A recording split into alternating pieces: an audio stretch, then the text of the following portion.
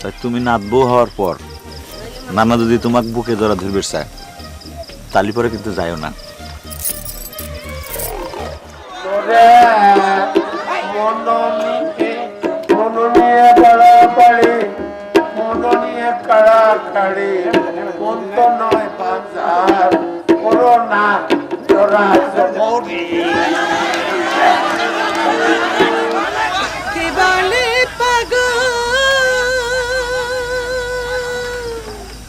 সে যেন কোথায়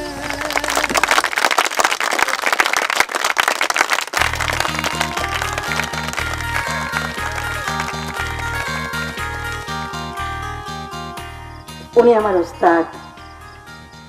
ছোটবেলায় আমার আব্বাকে বলেছিলেন যে ভাই মেয়েটাকে আমাকে দিয়ে দেন, ও অনেক সুন্দর গান করে, সুরেলা গলা, ওকে আমি গান শিখাই।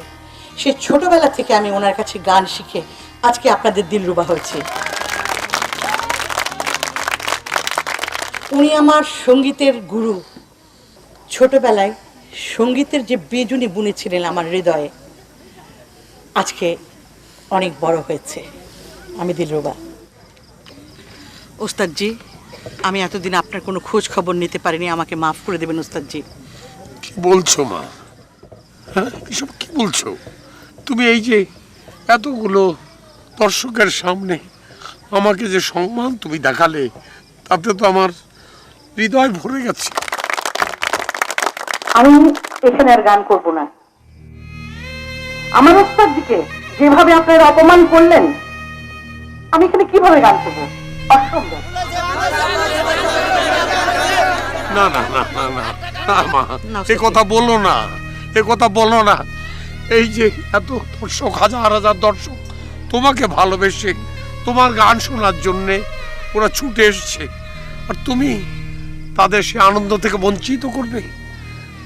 তুমি শিল্পী, তুমি সবার জন্য শিল্পী, তোমার ব্যক্তিগত কোনো ক্ষোভ থাকবে না, তুমি গাইবে মা। আমি তোমাকে সে শিক্ষা দেইনি। ব্যক্তিগত ক্ষোভের জন্য শিল্পী হয় না, ভুলে যাও। ওদের আনন্দের জন্যে, ওদের ভালোবাসার জন্যে তুমি গাও।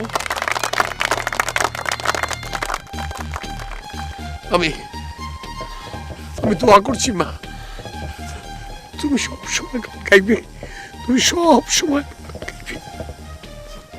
বাহ, কি সুন্দর বাপের মতো বুকে টেনে নেয়, দেখলি পরে মনটা ভালো হয়ে যায়। এতদিন এটা খেয়াল করি না কিসের জন্য? এতদিন যে শিয়ালের চোখে দেখতে, সেটা তো শালা পুকারের জন্য, তাই না রে সাহেব আলী? সব দোষ পুকারেন না, নিজেরা তো সাধু। সাধু সে কথা করছি না, তাই তুমি নাতবো হওয়ার পর নানা যদি তোমাকে বুকে জড়া ধরবে চায় তালি পরে কিন্তু যাইও না।